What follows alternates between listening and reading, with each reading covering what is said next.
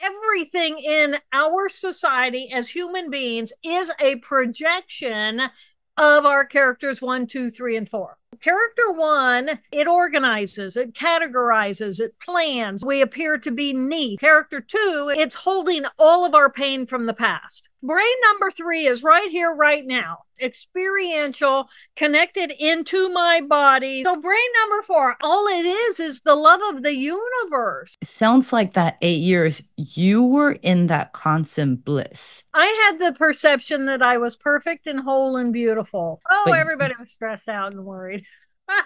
Hi, everyone. Welcome back to Sherry's Notes. We have someone very special with us today. She is a Harvard-trained neuroanatomist. At the age of 37, she experienced a severe stroke that left her unable to walk, talk, read, and even recall her own life. Through the 8 years of recovery, she not only rebuilt her abilities, but also shared with the world a profound new perspective on human brain and the power of resilience. I've quoted her work many times in my personal life on my previous videos, so I'm truly excited and very honored to welcome our guest today, Dr. Jill Bolte Taylor. Dr. Jill, welcome. Thank you, Sherry. I'm thrilled to be with you and your audience. Thank you. Thank you for coming. I have so many questions for you, as I've said before. So let's start with the easy and silly one. What is the difference between a neuroanatomist and a neuroscientist? So neuro is the nervous system. So it's going to be brain, spinal cord, a central nervous system, and then the peripheral nervous system. So as a neuroanatomist, I study the anatomy specifically of the nervous system. A neuroscientist might study neuro in a frog or anything neuro related. So I'm much more specific. Then I am a neuroscientist, but I am a neuroanatomist. Okay, so it's just neuroanatomist is more specific, Yes. niche within the neuroscientist community. Yes. Got it. I think your backstory is very important. So can you share a little bit about why you decided to study human brains? Yes, of course. So I was the youngest of 3 children. And it turned out that the middle child was very different from me, even though he was only 18 months older than I. And, as little children, all we know is what's the same and what's different. We don't know what's healthy or not healthy. And it turned out that my brother would eventually be diagnosed with the brain disorder schizophrenia. So I became fascinated in how can the two of us have the exact same experience, but walk away with completely different interpretations about what just happened. So because he was biologically the closest thing to me that exists in the universe, it was like, I wanted to understand, how does our brain create our perception of reality, and what is real and what is normal? So that's how I got driven toward focused on the brain, on behavior, and then ultimately in the lab working with beautiful cells and looking at how, really asking the question, which cells are communicating with which other cells, with which chemicals, and then in what quantities of those chemicals, and what are the differences then between how a normal brain processes information versus the circuitry of a brain with schizophrenia or bipolar or OCD or other severe mental illnesses. Right. That's fascinating. I have 3 kids. And one of them is what we called neurodivergent. Yeah. And of course, not knowing that in the very beginning, it was just very frustrating for me as a parent, thinking, why is this kid not getting it? Right? I'm giving what I think specific instructions or guidelines, and you'd see the other 2 understand it, would comprehend it, or they might fight it. But either way, we are understanding each other, right? And then just another one where I feel very frustrated that I don't understand what's the misconnect here. And it was only until later I realized it wasn't that he was being naughty or he's intentionally trying to trigger me. It was just that he had a different perception. That's when I began to become very fascinated with our brain, our anatomy, and how that affects us. Because I've shared with you earlier that I was a psychology and sociology major. So I was very interested in human beings and the dynamics and the cultures that we create. But I've just always thought of our brain just like another organ, right? So I was focused on the personality psychology, the social psychology, and whatnot. But it was only until later that I realized we are so much affected by our biology and that it really cannot be disconnected. And what I thought was, okay, we would have psychosomatic symptoms because how we feel, but it could also be the other way around. And so your work has helped me tremendously. So can we talk a little bit about this book, Whole Brain Living, The Anatomy of Choice and the Four Characters That Drive Our Life? So before this book, the way we understood it was just left hemisphere, right hemisphere. But you were very specific. It's almost as if you've written how to use ourselves, like manual. Can you please give us a bit of explanation of the four characters of the brain, specifically number 3, where I personally had a harder grasp on the concept of number 3 brain? Interesting. Okay, so here I was 37 years old. I was teaching and performing research at Harvard Medical School. And I woke up one morning and I had a hemorrhage happen in the left thinking portion of my brain. And in our society, the left thinking portion of the brain is the conscious brain. It is our language. It is our definition of the social norm. It is my identity as me, an individual, separate from the whole. It is my ego center. So this is the center of who we are and how we communicate with the external world. So traditional medicine looks at us as conscious when that portion of the brain is working. Well, that's when my hemorrhage happened. So when I wiped out that portion of the brain, which is what I call character 1, it also then seeped and wiped out character 2. So both of my left hemisphere groups of cells were wiped out.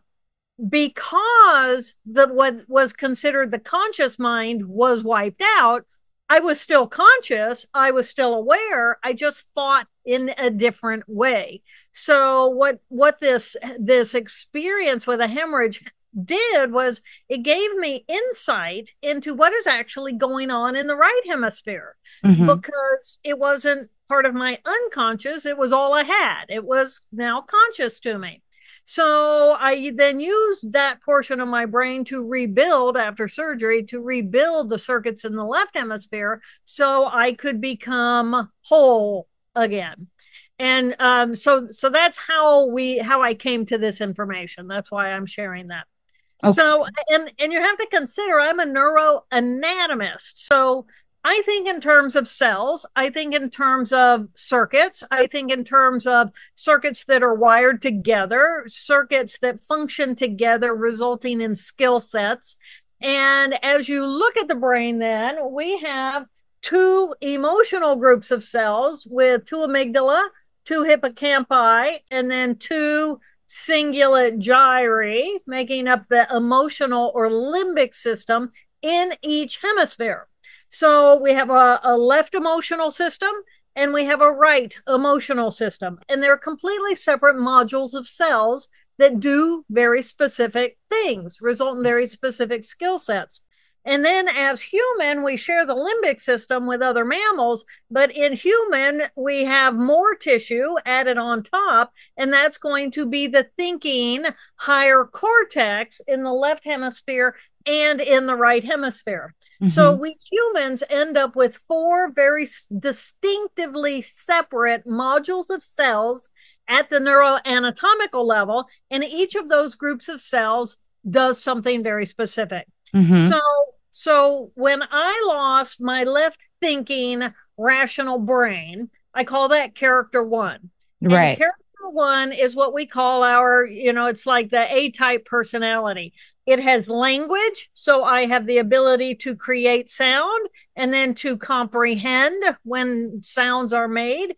Inside of there, I'll be able to read and write. I also have arithmetic. I also have a group of cells that defines the boundaries of where I begin and where I end, so that I know that this nose is mine, but these glasses on top of my nose are not of me. And I know that because I have a group of cells in my left hemisphere right there in that character 1 that does that. So character 1, it organizes, it categorizes, it plans, it likes to control people, places, and things. It can manipulate times. It likes to be punctual. It likes to create order in the external world. Because it's good at order, it's very punctual. Everything has a place and everything belongs in its place. So we appear to be neat. We appear to be, we like to be the boss. So we know that part of who we are. You can look on your desk, and if your desk is very neat and it's got, the stapler goes right where the stapler belongs, then that's your character 1 that cares about that. No other part of your brain cares about that. And so I encourage people to identify who that is. It's got a to-do list. It likes to get it done. It's very efficient. It's very critically judging. It's very mechanical, very hierarchical. It is authority and it respects authority. And so I encourage people to give this part of their brain a name. I call mine Helen. She gets it done. And I'm guessing you have a pretty strong character 1 yourself. Oh, yes. And I like the name I gave her. It's Anna Athena. And Anna from Anna Wintour, The Devil Wears Prada, the editor of Vogue. And Athena, obviously, is the female warrior. So when you were talking about the left brain number 1, it just sounds like our society is governed by the rules of brain number 1. Yes. And thank goodness, because it is character 1 that establishes what is the social norm. And a part of the social norm is hierarchy. And where am I on that hierarchy? And in government, we need to have hierarchy in order to create order. And in school systems, we need to have order in order to be able to have function. So it is the character 1 that comes out into the world and says, okay, we're going to create order in the world. And that's fantastic. Except the problem with that is that there's no genius in character 1. All character 1 is doing is manipulating data and information. So the genius is over in the right hemisphere. And often the left hemisphere doesn't have much respect for the right hemisphere, especially in the Western society. We are so skewed to the values of the left, which is around me, the individual. I know where I begin. I know where I end. I know where I am on the hierarchy, and I want more, and I want more, and I want more. And so I keep achieving, but there's no end to achievement. I still want more. And so this is our stress circuitry. And so, stress is we cannot live in a constantly stressful environment. We need to have the pause, and the pause comes over in the right hemisphere, which we'll get to. Okay. I don't know who said it, and I remember hearing about it. Someone said our society is living as if we all had a right brain stroke. Yes, we are. That we're not balanced. Yes, in such a way. Completely skewed, out of balance. But I would argue the younger generation, Gen Z or Gen A, their idea of, hey, don't label me, or I mean, that sometimes is very obscure for older generations for us to understand. Yeah. But I almost feel like it's a rebellion against this very left hemisphere structured society where they're fighting back and say, everything's fluid.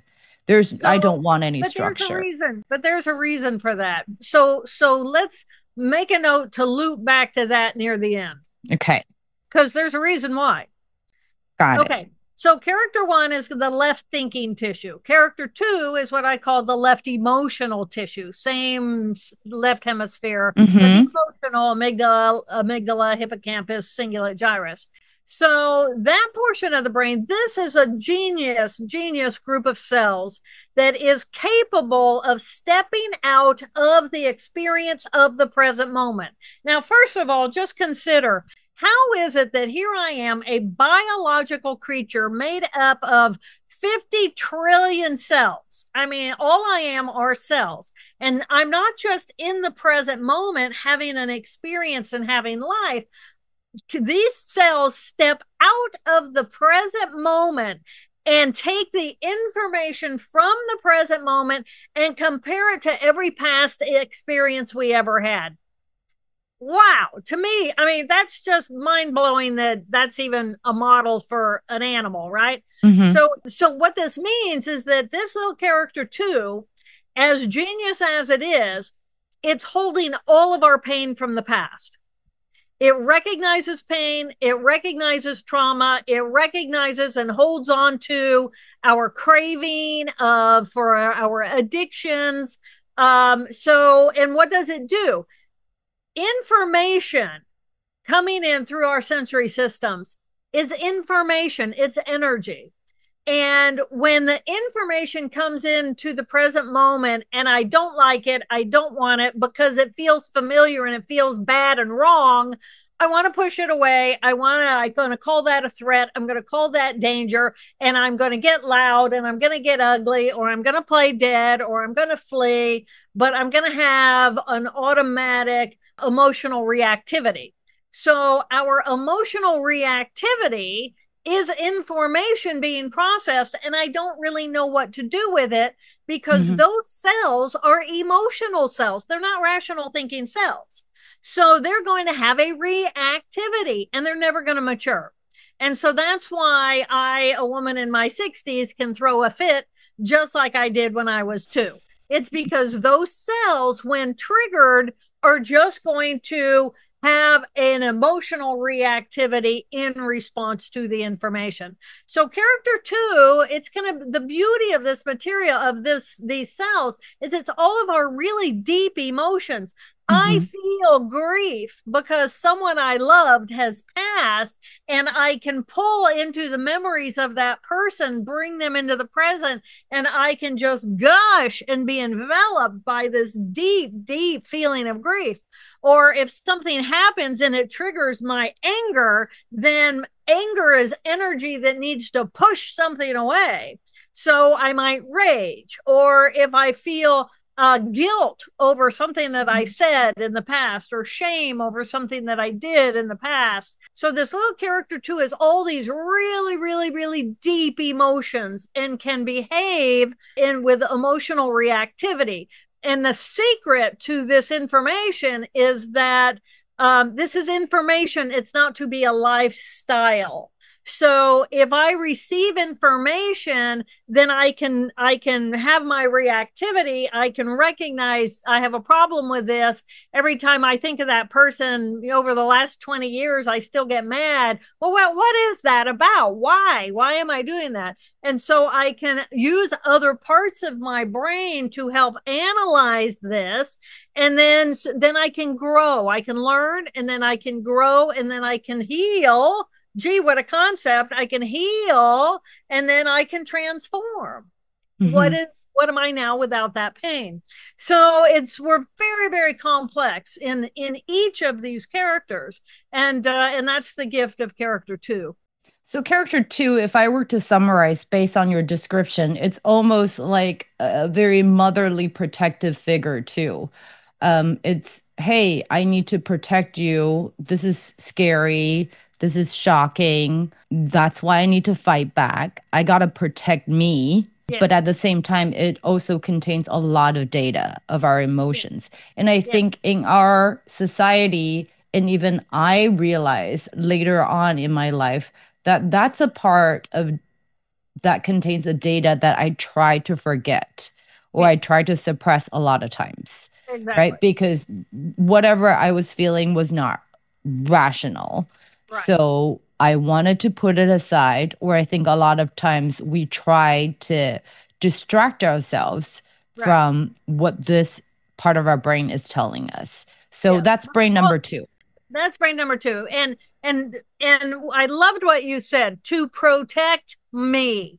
This is the group of cells that defines me as an individual. I am now separate from the present moment flow of eternal energy that is big as the universe. Mm-hmm. So these cells step out of the consciousness of the present moment where I literally am an energy ball to my right hemisphere, open to the possibilities of everything. As those cells step out of the consciousness of the present moment, they also form me, individual. Now I'm separate. And because I'm separate, then I can look at it and it can look at me. And now there's an other. And that means, oh my gosh, I could die. And talk about, yes, exactly, self-protection. It gets completely turned on in little character too.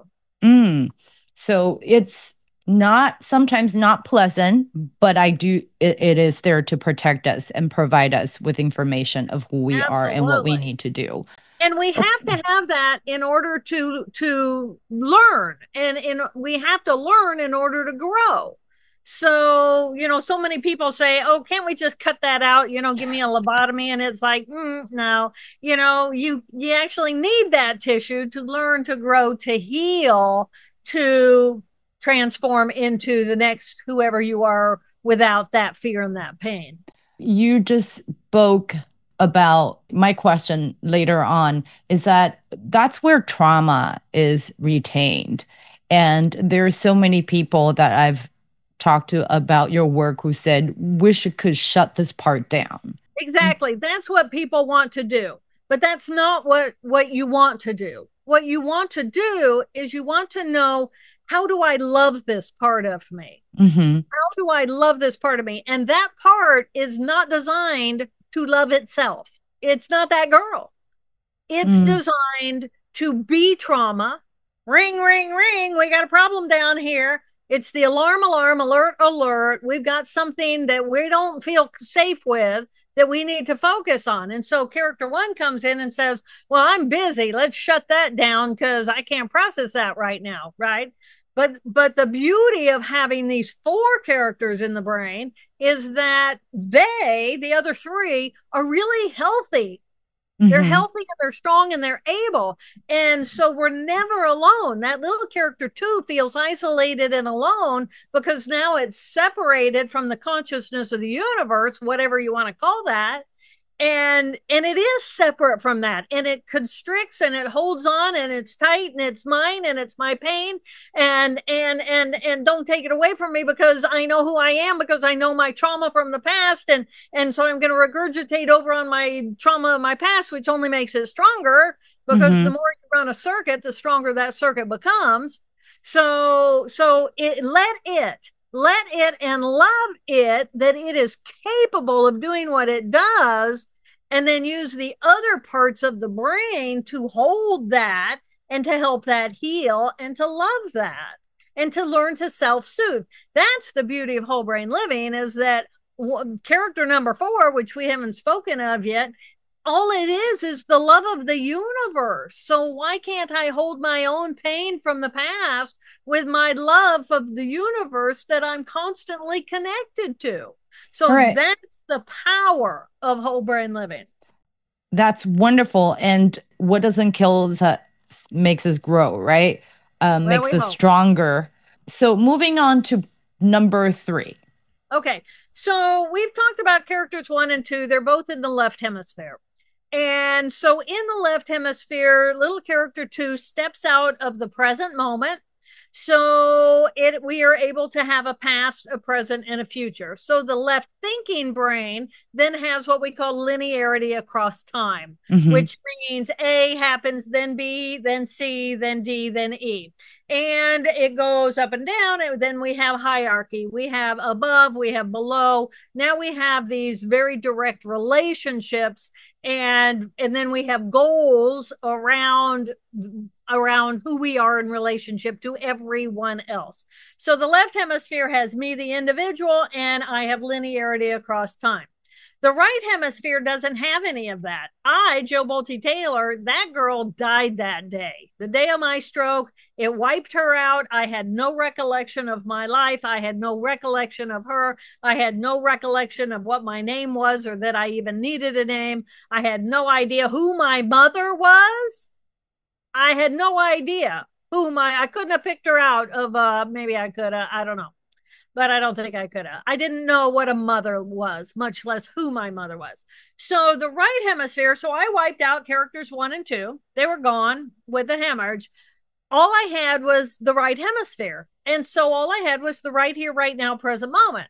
Well, the thing about the present moment is if it's not right here in front of me, I don't remember what's back there. So I'm here, I'm present, I'm bringing in information, and then I turn and I look that away, and you don't exist for me anymore because you're in my past, right? So the object permanency is gone. I mean, all I had was what is right here, right now, present moment. Now, the beauty of the present moment is that it is expansive. It's billions of bits of data, and they're all connected to one another. And the left brain then comes in and starts picking it apart, and it wants details, more details about those details.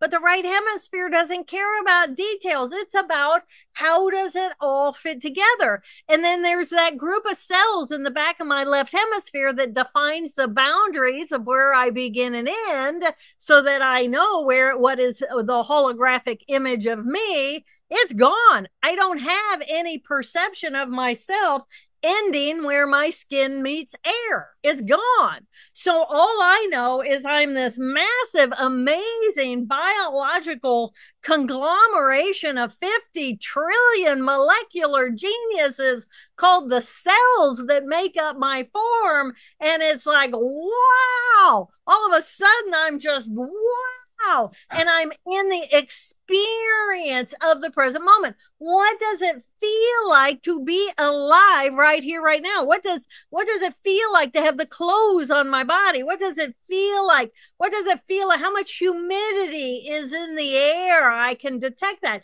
What does it feel like when I dive into the water and I feel the pressure of the water against my body and the temperature? Oh my gosh, I can experience temperature in my body, and oh my gosh, wetness, wet. I know what wetness feels like. You don't feel wetness in the past or the future. You feel wetness right here, right now. So I low wet and dry and hot and cold and possibility. And oh my gosh, there's no right and wrong, and there's no good and bad, because that's all defined by the left hemisphere. So I'm open to all possibility. So I'm automatically creative because I have no idea what that tool is for.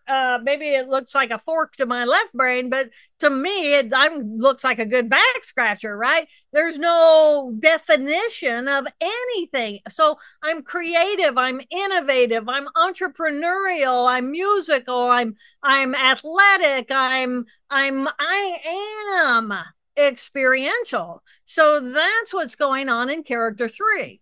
So that's going to be then, instead of the emotional, the deep emotions of the left brain of my past, it's going to be experience. What does it feel like in this body now to feel whatever it is I'm doing? So is it right that it's extremely connected to the senses, that it's just your sensory information? Well, I've got both, but the left sensory information is defining the holographic image of me. The right hemisphere is experiential. Got it. So this is the experiential sensory. This is experiential sensory. And what's going on in my gut? So, how does my body communicate with me when I'm making big decisions? And it's not in my left character one saying, oh, yeah, let's weigh the pros and cons and make the list, right? Everybody says, okay, let's make the pros and cons list. And it's like, well, yeah, but my gut is telling me I need to not do this. Or my gut is telling me I need to do this, but I'm listening to my gut because my gut is embodying the experience. It has taken me and placed me in that possibility, and it doesn't like the way that it feels. So it sounds a lot like the present day yoga classes I go to, right? It's be present. Yeah. Right. And it's a lot of meditation guidance. It's guiding you to feel this part of your brain. What it's doing is it's guiding you to quiet your characters 1 and 2. Okay. So that is very useful. One of the useful tools is meditation yoga, because really it's trying to awaken your right hemisphere. But when you're there, you can't analyze it. Right. And that's what the left hemisphere wants to do. It wants to analyze. Okay, I'm doing this move. I've got my body here. Is my chi flowing? Oh, I got to pick up bananas on the way home. Oh, that was a thought. I'm supposed to just not pay attention to that. Am I even doing this right? How much is this costing me? I mean, you've just described my experience at my yoga class. Thank you. That was exactly it. That was exactly it. What are we doing again? Yeah. Yeah. And what's happening is what you're ultimately trying to do is use yourself, your character 3, to let characters 1 and 2 fade into the background. This really becomes about focus. Think about your brain as like your little cute brain there. Think about it. There's a little flashlight in there. And which part of the brain are you going to shine the flashlight on? Because flashlight is light, it is energy. And so whatever group of cells of these 4 groups you shine that flashlight on, that's what's going to run. Mm-hmm. And the more you run circuitry, the stronger the circuitry becomes, and then the more habitual that group of cells becomes, no matter what it is. So that's why practice makes perfect. And if perfect is the goal, and the only part of your brain that perfect is important is character 1. Right. And I think that's why it's so important that we understand these parts of our brain, so we're conscious and intentional in shining that light. That's right. And so now when you go and you do your yoga, as you go in there, you're going to say, okay, my goal is to get into my experiential. I know what it feels like. Remember what I was like when I was 4 years old and I knew how to play. What was fun for me? And I feel that little energy ball in my chest. And it's like, oh yeah, I remember what it was like to have fun. I remember that friend who we'd have belly laughs with when we'd have slumber parties. Oh yeah, I know what joy feels like. Oh yeah, one of my best experiences. And I just, when I was learning how to do this, and I just laughed and laughed and laughed because it was just hilarious because I couldn't do it or whatever.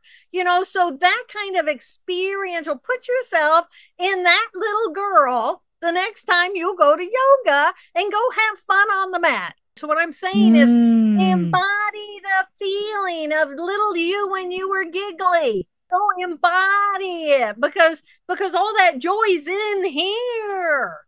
So go find it. To evoke that. Automatically, what happens? Just watch me. What happens to me? I'm over here bouncing because my little character 3 is bouncy. She's right there. She's always right there. She's so in my body. I cannot be my character 3 and talk like this. It just doesn't happen. Got it.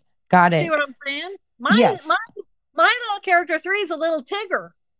So who was one of your favorite cartoons, and why were they one of your favorite cartoons? And think because cartoons, music, everything in our society as human beings is a projection of our characters 1, 2, 3, and 4. So we go through a whole list of movies and say, oh yeah, that's definitely a character 2 movie, or a character 3 movie, or a character 4 movie, or a character 1 documentary, right? So everything is a projection of our 4 characters, because that's what we are anatomically. Right. Understood. So let's talk about brain number 4. So brain number 4. So if brain number 3 is right here, right now, just present moment, literally big as the universe, experiential, connected into my body, the right amygdala, hippocampus, cingulate gyri. The character 4 is the thinking tissue added on top of that. Now, this tissue, I want you to consider that you are standing on a beach. You can do that. You live on an island. You're standing on a beach. It's a beautiful day. The temperature is perfect. The dawn, the sun is rising or the sun is setting, and you feel the expansiveness of your whole chest go open. And you take a big inhalation and you think to yourself, I am so in awe that I exist at all. Wow, I am alive. I am so grateful that I am alive. And then you see little dolphin. And there's something about dolphin that make my whole heart go, oh my God, it's dolphin. You know? Right. I love dolphins too. Sea creatures. Whales, creatures, beautiful life that leaps, and it's like in slow motion, and it's like, and I become the motion, and I feel the tide, and the tide breathes in and the tide breathes out, and I match my breath to the breathing in and breathing out, and I literally become at one with the consciousness of the universe and the awe and the wonder of my existence and of your existence and of our existence as humanity. So that's, I think, what monks would call nirvana, where you hit that place where you really feel oneness with all. So when you did have that stroke, and it sounds like that 8 years, you were in that constant bliss. Yeah. Is that true? So yes, it was people around you that were probably a little stressed out and worried. Oh, everybody was stressed out and worried. But you yourself, but little did they know, you were in this beautiful place. I had the perception that I was perfect and whole and beautiful, just the way that I was. And it was never my goal to go back to being the woman I had been, because I no longer was her. I'd already gained something new, a new awareness, an uninhibited, unfiltered experience of being the love of the universe. And I perceived myself as a fluid instead of as a solid, because we are fluid. We perceive ourselves to be a solid because of that tiny little group of cells. But we are fluidity in a fluid environment, in a fluid world of electromagnetic radiation and all of these little molecules. And we're just in the flow of it all. And then then that left hemisphere comes online and says, okay, I'm a single, I'm a solid, I'm separate again. Now I want to be the boss. And that's what happened when my character 1 was, because I used my right hemisphere over 8 years to rebuild the circuitry of my left brain, because I'm a neuroanatomist. I knew what I lost. I know what it looks like. I cut brains up.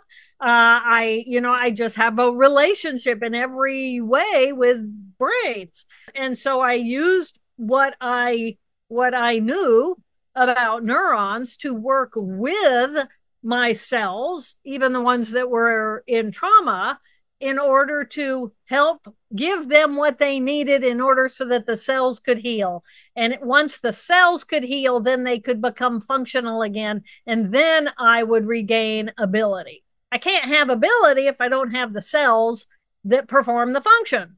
Right. What you just said was fascinating because it sounds like you intentionally helped yourself rebuild 100%. 100%, 1,000 times a day. Absolutely. I mean, just think about it. I mean, here I am. I've had a hemorrhage. I'm 37 years old. My left hemisphere is wiped out. Character 3 is wiped out. I have no oomph in my body. My body just feels like a ton of lead laying in the bed. I have no idea the position of my body in space because that group of cells is offline. And all I have is this awareness that I didn't die that day. I didn't die that day. And that was all I needed. I did not die that day. I was not dead. I was still alive. And because I was still alive, I had possibility. And what I really needed, and I had the best mother in the world who let me, I needed sleep. And she let me sleep. And because when we sleep, that's when all the garbage cleaning system of the brain comes out. And because my brain is nothing but cells. Well, what are cells? They're little living creatures. What do living creatures do? They eat and they create waste. So, and when we sleep, these other little cells go in and they flush out the waste so that I can function again, so that the cells can come back online. And I had all this trauma in there. I had broken cells. I had broken blood vessels. I had fluid edema that didn't belong in there. I had to have all that get cleaned up. I needed sleep. So my mother let me sleep. And then when I would wake up, she would feed me. And what did she feed me? She fed me real food. You know, she fed me vegetables. She fed me fruit. She fed me what I needed to eat. And then she'd take me to the bathroom. And if I had any energy left over, she knew I was an infant. And we began again. And she taught me how to walk, how to talk. She taught me how to read. She taught me how to do everything. And I only had so much energy because I was wounded. I was severely wounded person. And so if I had energy, I had to choose, am I going to try to take a walk? Am I going to learn how to walk up and down some steps? Or am I going to walk around this track with my mom in order to get my body back again? Or am I going to use that energy to look at a book and try to point to yellow? I had to learn my colors again, you know, and everything takes energy and I didn't have any energy. So I had to let the brain go through its recovery before I can actually regain function. And then because we did do that, then when I did begin to learn, I could learn very quickly.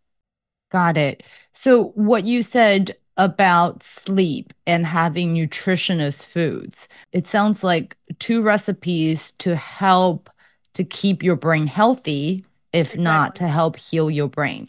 So number three, Sherry, let me add movement. Move your body. The body, there is a direct correlation between the amount of movement we have in our body and how close we are to death. When we stop moving, we die. So this is why wearing watches that tells you to stand up every once in a while is so important. You know, gotta get moving. But I'd like to diving a little bit about sleep because people around me and myself included, women at this age, going through perimenopause or menopause, a lot of insomnias. So I have this argument with my friends who are like, no sleeping pills because that's addictive, that's bad, you know, and it's you know, chemicals. Whereas I sort of feel like, well, I know if I don't sleep for a couple of days or I don't sleep well, It affects my mood. I've had postpartum depression from it. I just would pick the least of the two evils. To me, having a sleep aid sometimes is more helpful. So we have this constant debate. And while I have you here, I'd like to hear your opinion on that. I think that you have a third option, is to take a real close look at your life and look at the energy that you are putting into your brain, and why is your brain wanting to be awake at 2 o'clock in the morning? Probably going to be because you had caffeine after 12 noon or 2 in the afternoon. There should be no caffeine. Pay attention to what you're eating. If you're eating anything that's got sugar in it, what's it going to do? It's going to wire you up. If you're watching doom scrolling through the news and it's upsetting, what's it going to do? It's going to routinize and keep running. So I'm going to say, put yourself for a week of paying really close attention to what are you doing the last 6 hours before you want to go to bed. Do you have to have on the TV? Do you have to have music in the background? What do you have to be doing? What are you doing? And take some responsibility for yourself as a biological creature, because you can either put in something that is, I don't advise. I'm a PhD. I'm not an MD, so I'm not a doc who's going to give you a pill. But I'm going to say to you, I'm a whole brain living, whole body person. Look at yourself as this magnificent collection of cells. Did you give them enough movement today so that they are in the mood to be rested? Tire yourself out. And pay very close attention to what you're taking in. Pay very close attention to the light coming in and your circadian rhythm. Pay very close attention to your own emotions and how much time you're spending upset in your character 2 that just wants to scream all night and make you worry. And character 1, this is one of the beauties of whole brain living, is once you know these different parts of yourself, you can say, character 1, I know you really want to set a plan tonight. Well, I got time in the morning for you to do that. So we're not going to plan all night long. Okay. We're not going to take any notes on our phone in the middle of the night, wake up and make a note. No, you get your time tomorrow morning, uninhibited. So we'll make that plan. So we don't have to do it tonight. You're absolutely right. And I love that. It's almost a confrontation, because everything you said deep down, I know to be true. But I think this part of my brain is just like efficiency. Let's get to the end. The end goal is so that you have enough rest for work tomorrow. So all that woo-woo, let's look into yourself stuff. We don't have time for that. Right? Exactly. So let's just get on with it. And I think that's very much this part also right now wants to justify my behavior and say, hey, let me see if I could get Dr. Jill to endorse this. And of course, you were like, no. No. So, well, you already said earlier, you have a hard time getting into your character 3. And you just told us why. You have a hard time getting into your character 3 because your character 1 thinks it's a waste of time. But you need to inform your character 1 and let me inform your character 1 that your character 3 is your play and it's your power. All character 1 can do is be efficient, but character 3 can be loving.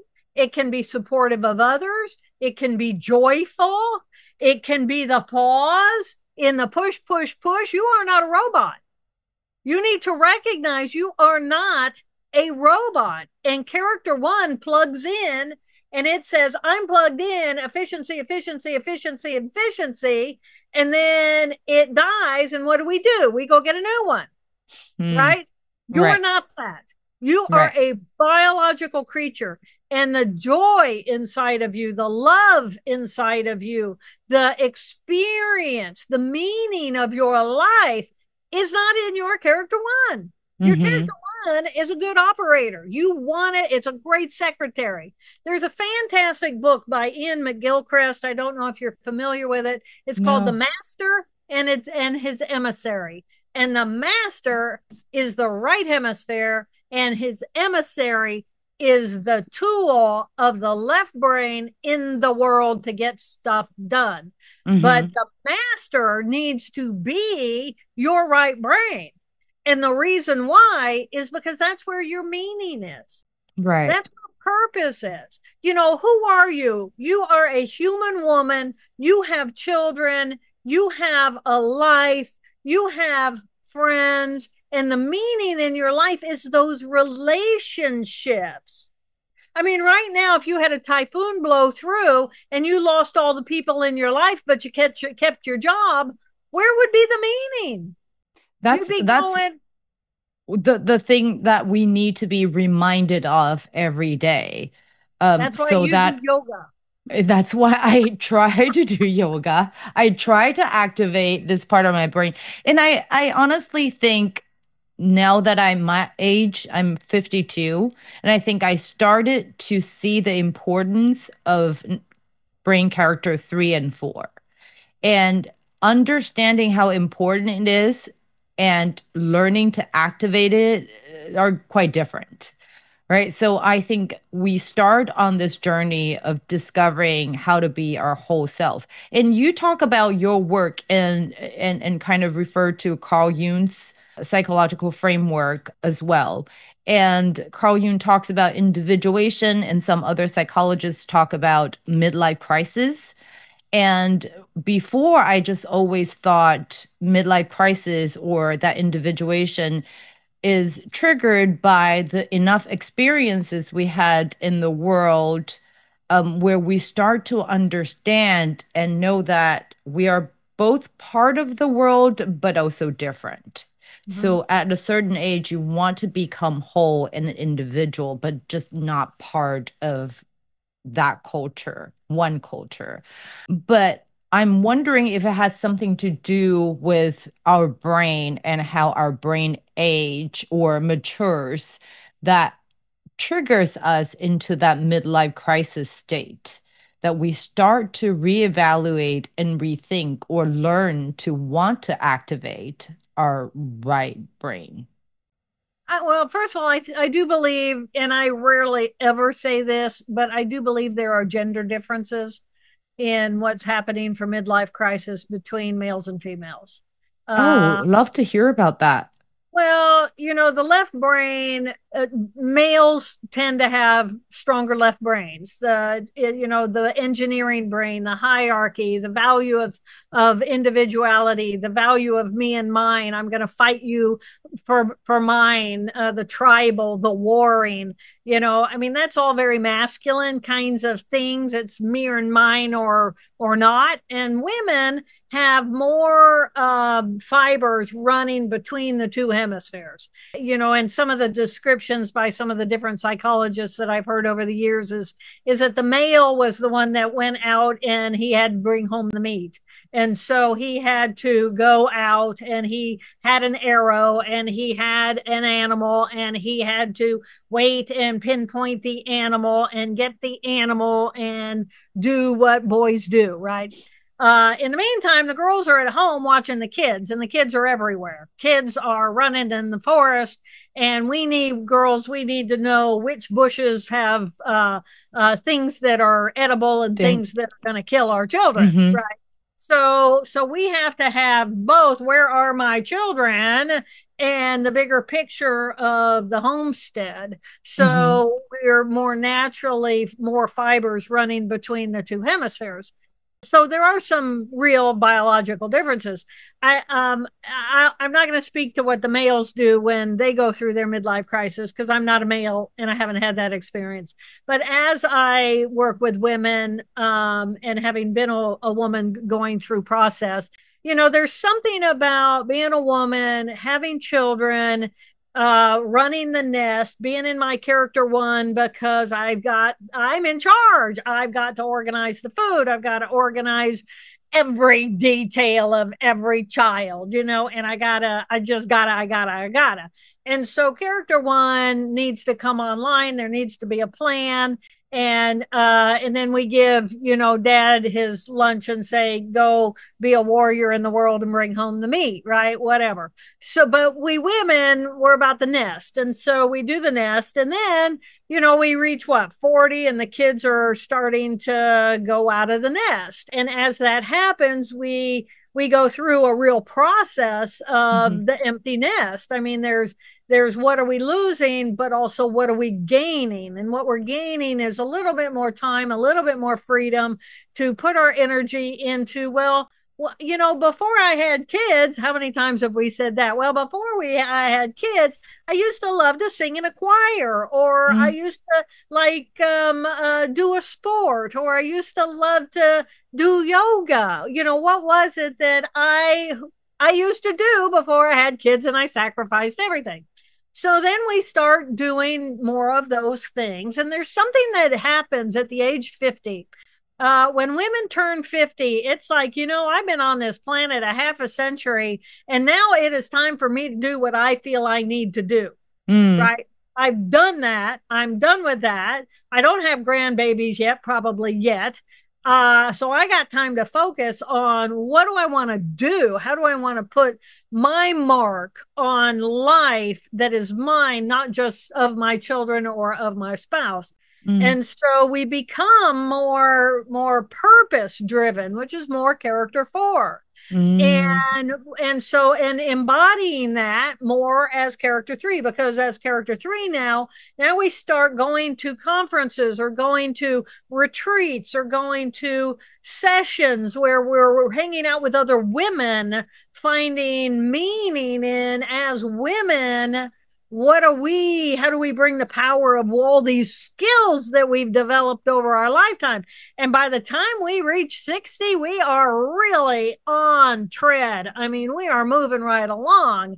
And so there is this shift of, what is my priority? How do I want to spend my time? Who do I want to be? How do I want to be in the world? And then, grandbabies start popping out, and that becomes a piece of joy. But we have more access to joy at about the time the little joy balls come in, that we get to then send home when we're done with them. Right. So we actually go through these cycles, through these different decades of our lives. And early 40s is a tough one. Yeah. Early 40s, definitely. Yeah. Late 30s, early 40s is, menopause is. Now, let me say this about menopause. Being a neuroanatomist, a cellular worshiper of what I am as a biological creature, I'm going to encourage any woman who is having hot flashes to, instead of just think, oh, dear God, another one, I want you to think about, where is it starting in your body? How do you know you're going to flash? And different women will flash in different ways, and you'll start feeling the rumble of energy inside of, like, your spine, or in your belly, or in your thighs. Some women have it in their thighs. Some women have it in their necks, and then it's an explosion. Watch it. Pay attention to it. It is a fascinating physiological experience. And I can guarantee you that if you look at it with that kind of loving admiration of what you are capable of, then it makes it a whole lot more palatable. And then it gets to the point where you're actually kind of looking forward to it, because it's like, and then I get that prickliness in the back of my neck. And then it's like the hair on the back of my hair just explodes. And because now you're analyzing it, it's like, oh, give me a new one. I missed something. You know what I mean? It's a completely different perspective. Thank you so much, because you made menopause sound like fun. That symptom. Yeah. Oh, I had serious hot flashes.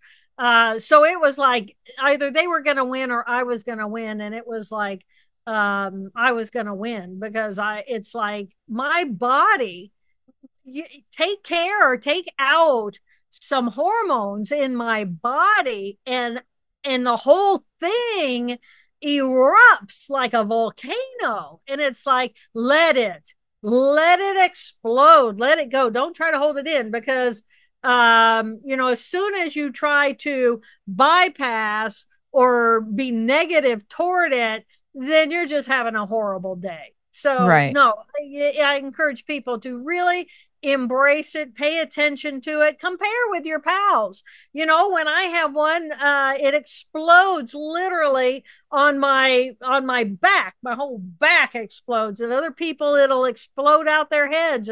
And some people put your hand on your head and try to like act like it's a funnel and just let that energy out, because that's all it is. It's just energy. Work with it. You can work against it as a little character 2, or you can really welcome it with enthusiasm as a character 3. And then just be a Absolutely. character 4 and say, oh my God, I'm alive. I made it to menopause. Wow. Oh, that's a wonderful way to look at it. Yeah. Fortunately and unfortunately, I never had that symptom. So I thought I was getting away with menopause scot-free until I realized all the other stuff, right? Skin irritation, vertigo, frozen shoulder, all of Ah, that. Had no ah, idea. I just thought I hurt myself doing weightlifting, yoga, or whatnot. yeah, Vertigo, maybe I didn't sleep well. I did not realize it until way yeah, after that they were all symptoms.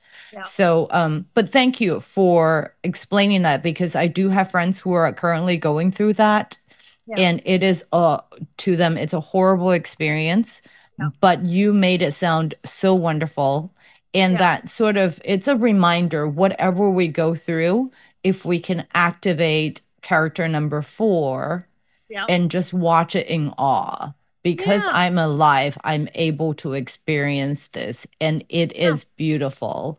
It yeah, is part of the process. If we could just activate that, yeah, we would see things differently.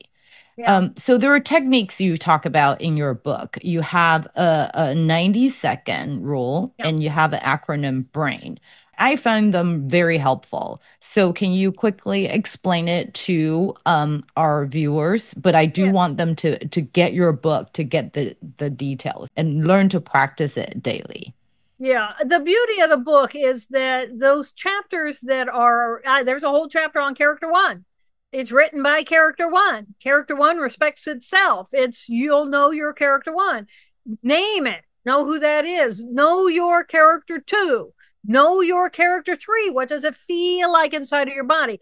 And then what is character 4? And I particularly, I don't know what it's like in your translation, but when I wrote character 4 chapter in English, oh my God, I went there and I became that. And that's who wrote that chapter. So it was really beautiful.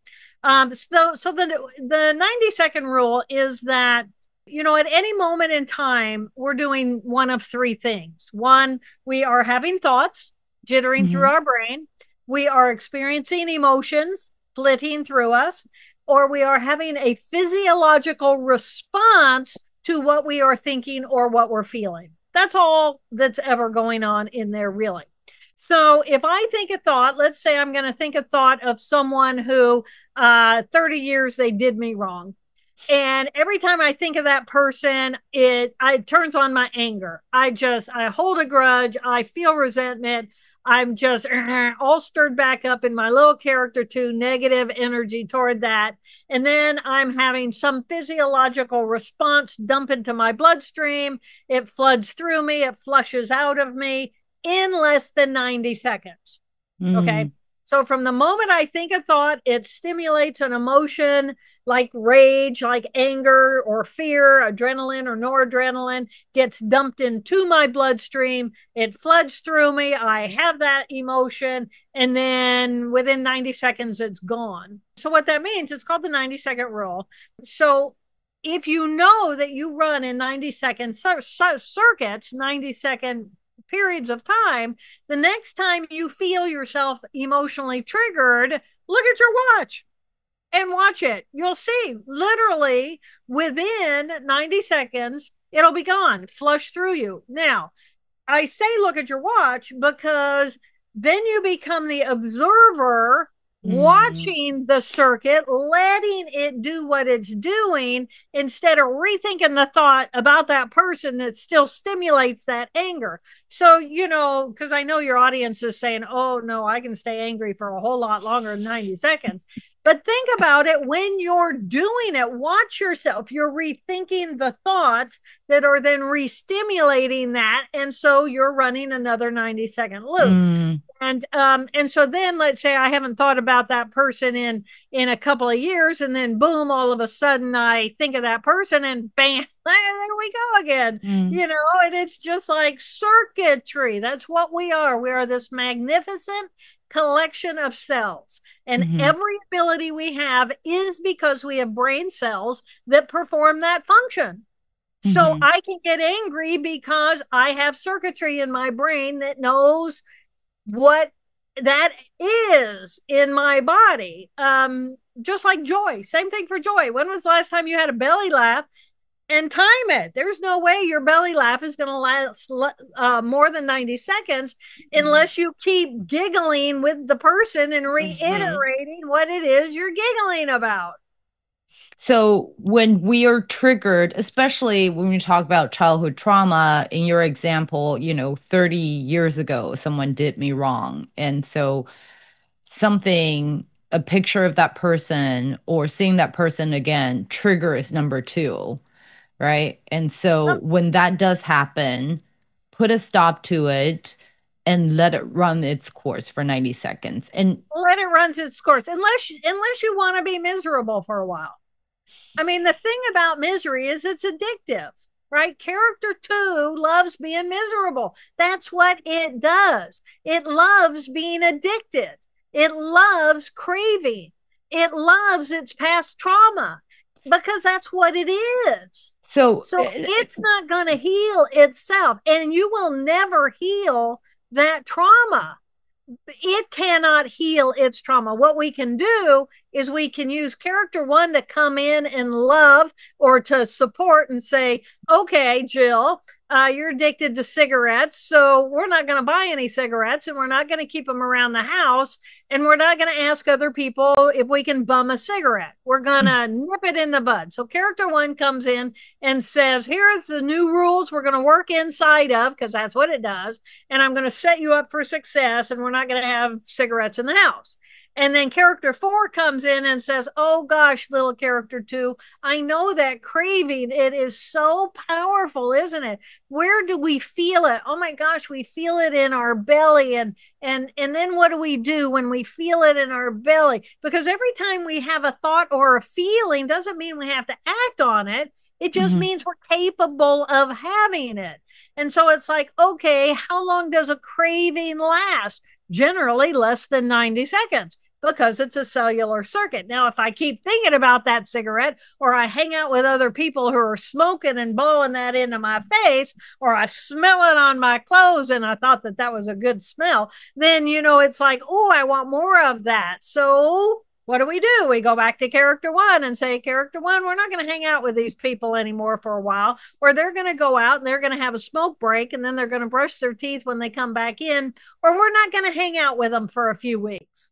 So I think that's very interesting because you asked us to name all 4 parts of our brain. So they each have a character. So when you are so miserable and you think you're the victim of your circumstances, and I think a lot of people do, and they're stuck in their trauma, it's not that we're not acknowledging you have trauma or that we're victim blaming. But you're saying understand your hardware because you can activate different parts of your brain to work together to pull yourself out of it, and you are not defined by your trauma. Because I think people who are there just stuck in their trauma, they may not necessarily have their brain's user manual. Exactly. To know how to get out of that. And that also speaks to substance abuse. Simple things you can do is, 1, stop talking about it. Because you're just rerunning the circuit. And the thing about circuits is the more you run them, the stronger they get, the more they run on their own as habitual thinking and feeling. So stop talking about your trauma. We are all traumatized. just coming out of the womb. Oh my God. Imagine from being a single cell to 2 cells to 4 cells to 8 cells to 50 trillion cells for over 9 months. I'm in my mother's womb. I'm protected from the light and the sounds and the touch. And I have this beautiful heartbeat as the soundtrack of my existence. And then I'm born, and bam, in that moment, we all get our trauma circuitry turned on. And then we're just constantly being re-traumatized by other stuff. Now, your trauma may have been horrific in comparison to my trauma. And for that, I am so sorry. But you are not your trauma. Your trauma is information now that your brain can use to say, I'm going to protect myself now as best I can from having that re-traumatized. And I'm going to use the other parts of my brain to hold me as a team, because I'm not just little Jill Trauma in here. I've got character 1, and that girl, man, she's a monster. And I got character 4, and oh my God, she's the love of the universe. And oh my God, I got character 3, and she is so much interesting fun and excitement. Okay, team, hold me in my trauma. Right. And lift me out of it so that I can look at it and use it for information and not make it a lifestyle. Right. So at first, when you first said it, let's move on and stop talking about trauma. And in my head, I'm thinking, well, that's a little bit different, or the opposite of what psychotherapy is about. A lot of it. So the opposite. I am not, whole brain living is not therapy. Right. Let's be clear. This is the neuroanatomy of your brain. Right. And you have these 4 parts, and you're supposed to be using them. That's the evolution of humanity. And what we're doing as a society, as a world society now, and it used to be, I don't know how much of this came from the Western, but the Western world shifted into a left brain dominant value structure. And that's going to be character 1 and character 2. So that's all hierarchy. And character 2 is alone and in pain. And character 1 is more. I want. And I value money, and I value stuff over materialism, over life, and capitalism, and all those wonderful things. Well, they are wonderful when they're in balance, but we're not in balance. Right. And so what whole brain living does is it says, this is not therapy. Psychoanalysis goes in and it's going to analyze to death your trauma. Well, your trauma is not, your character 2 cannot heal itself. It cannot do that, because that's not what it is. It is the trauma. Let the trauma be okay. So I'm asking us to be grateful that we have trauma, because it is through the trauma that we can reflect and grow. If we don't have trauma, we're not going to grow. Trauma has come and gone. Come and gone. It's not now. It's not now. I don't want to be laying on my deathbed with nothing left in my left brain, because my world is now on my last few breaths, and think to myself, I just spent the last 50 years of my life all about something that happened 50 years ago. And I missed my life. The present. I was all about, yes, I kept going back into the pain. The pain, we're programmed for the pain. We experience trauma because we're programmed for it. Well, what good does it do us? It's information. Whatever those circumstances were, it was information, and it's come and gone, and it's now behind us, but it's cells and circuit. So the more I run that circuit, and this is what I have against psychoanalysis, is if you keep taking me back into my trauma, you're making it stronger again. And it's not supposed to be. I'm not supposed to go back and remember all the horrible things that happened to me when I was a child. What I'm supposed to do is recognize that happened, and what can I do now to learn from that, to set myself up for a non-traumatic current present moment experience. That's closer to Adlerian. I'm not trapped in the past, but I do recognize it did happen, as opposed to I don't want to think about it. I'm going to try to block it out. I mean, look at my experience. All right, here I was, brain scientist at Harvard, top of my game, golden girl, climbing the ladder. Everything was fantastic. And then boom, within 4 hours, I am completely vegetative with a major hemorrhage in the left half of my brain. Wow, if that wasn't a blow to the ego, right? Because now I'm completely non-functional. I don't remember anything about anything. And all I have is the present moment. And my whole life just got destroyed. Right.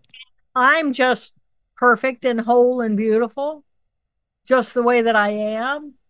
And I'm not what that used to be anymore, but I'm okay with that. And I'm willing to look at those brain cells and say, what do you need in order to heal and recover? If I focus on the trauma, I'll never get past the trauma to the heal. Right. I want to heal.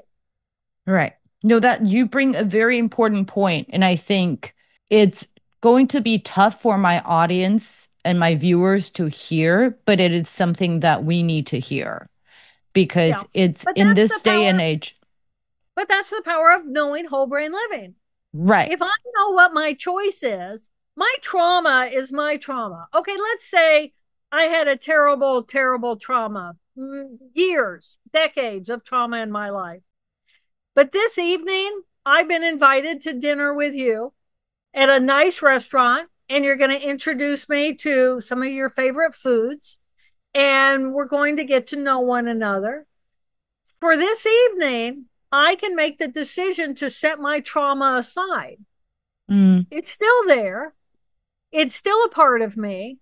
But tonight, I'm going to step into the other parts of my brain and be present with you. That's the beauty of our trauma. It's not right here, right now.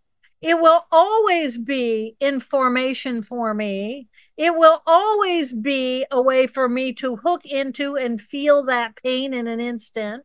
But right now, I'm going to set that aside, and I'm not going to worry about it, and I'm not going to think about it, and I'm not going to fuel it. I'm going to go out and I'm going to have a lovely evening with you. And then we might take in a show or go out afterwards. And it's like, oh my gosh, I just had 6 hours without my trauma or my worrying. Worry. So how many of us are worriers? It's like, well, worry is a waste of your energy. So I'm going to set my worry aside because you don't want me to sit there over dinner and tell you all about my trauma and all about my worry. You want me to tell you the exciting things in my life that bring me life. Because you want to share life with me, and then you're going to share your life stories with me, and it doesn't all have to focus on the trauma. And if by chance in that evening a topic comes up and something triggers your trauma, then use the 90-second rules. Well, right? The 90-second rule. Yeah. I mean, we are making choices all the time, either consciously or unconsciously.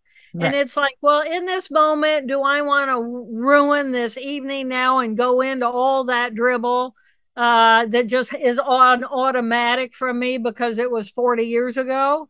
Or am I going to stay conscious with you and present and right here, right now, and make a connection in the present moment? That's the difference between the right hemisphere and the left hemisphere. And that may be the best, easiest way for people to manage themselves. How much time are you spending in the past? How much time are you spending worrying about the future? And how much time are you actually connecting with another human being in the present moment? Not running on automatic, being present and open and vulnerable and curious. So I think most people have a hard time doing that when number 2 is in charge. And by definition. So we're basically, this book, and I think it's wonderful, is that in our society, or I think the trend is now, when number 2 is in charge and you feel all sorts of emotions, is not to deny it and not to suppress it, but we're thinking of it differently. It's you don't have to give it the light, right? It's not suppressing it per se.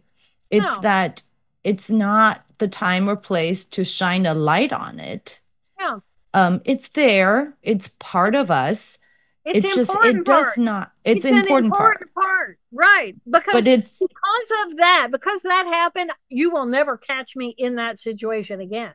I can learn because of it. I have to have those, what we would call negative experiences, in order to know.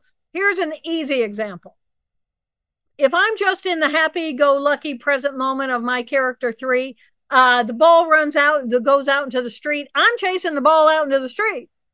But because I have a character 2, I know that I don't want to run out into that street because there's a bus coming, and the bus and my life are not compatible, right? So I need that information. It's important information.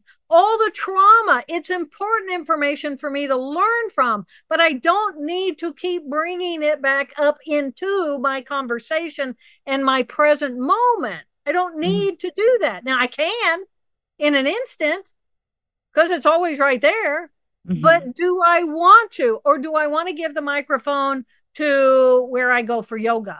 Right. So looping back to what we talked about in the very beginning of the new generation of kids, they're very resistant in labeling, right? Yeah. Everything is fluid. They don't want structure. But at the same time, so I think that's a pro. That's their rebellion against the solid, rigid structure. But at the same time, you can see it in their vernacular, they're triggered a lot. So they like to talk about how they're triggered, and that's the number 2 brain. So you said you want to talk about why that is happening. And so we're very curious why you think that's a new phenomenon for like the new generations. Because so I'm a boomer. I'm 66 years old. I'm near the tail end of the boomers. You're how old? X. I'm 52. I'm a Gen X. And boy, are you ever. The Gen X is the alpha type personality, boom, go, digital world, do it. I've never met a Gen Xer that wasn't a success, seriously, because that was just that's how they were wired. They were not afraid of technology. The boomers were terrified of technology, right? Especially I'm not so much, but I'm at the tail end. And I'm smart enough to know if I don't know technology, I lose my world, right? I get left behind. But the 70-year-olds, the 80-year-olds, the 90-year-olds, they're terrified of, oh my God, if I push the wrong button, I'm going to wipe out my hard drive and everything's going to explode, because that's how it used to be. In the early days, right? I remember that. I mean, it was terrifying to push the wrong button. So we don't do that. But Gen X come along and they say, oh, just push the buttons, figure it out. The only way to figure it out is push the buttons. And they were not afraid of the buttons, because by your generation, they had fixed it so that it didn't all get exploded, right? It was just cool. So you guys, but you learned mathematics as 2 + 2 = 4. And 4 + 4 = 8. Well, that's a very left brain training. So you learned all these different skill sets, left brain and right brain skill sets, using left brain dominant teaching, because we, the boomers, that's all we had. And that's how we taught, and that's how we learned. Okay, so then the boomers end up having the millennials. And so, and you're like Gen A alpha, right? I have one kid that would be Gen Alpha, and the other 2, I would say Gen Z. Gen Z, right. Gen Z, okay. Yeah.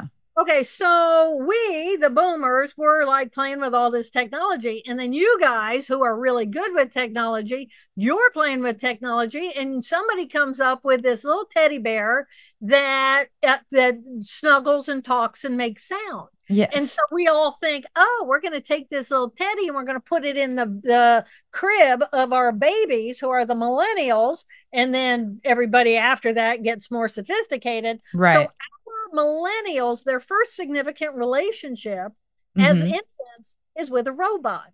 Mm. A robot that communicates in robotish like things. Right.